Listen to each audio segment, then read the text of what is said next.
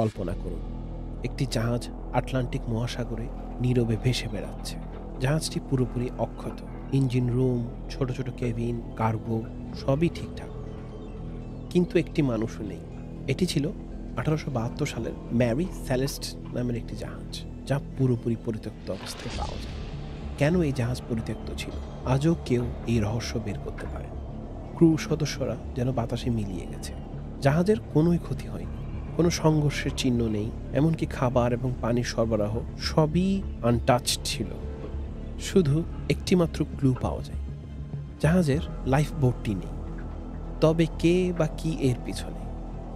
জলদস্যুরা? অসম্ভব, কিছুই চুরি হয়নি। বিদ্রোহ?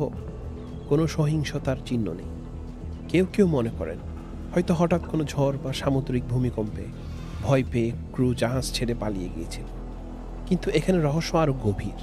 অনেকে বিশ্বাস করেন হয়তো কোনো অলৌকিক শক্তি, সামুদ্রিক দানব বা অভিশাপের কারণ।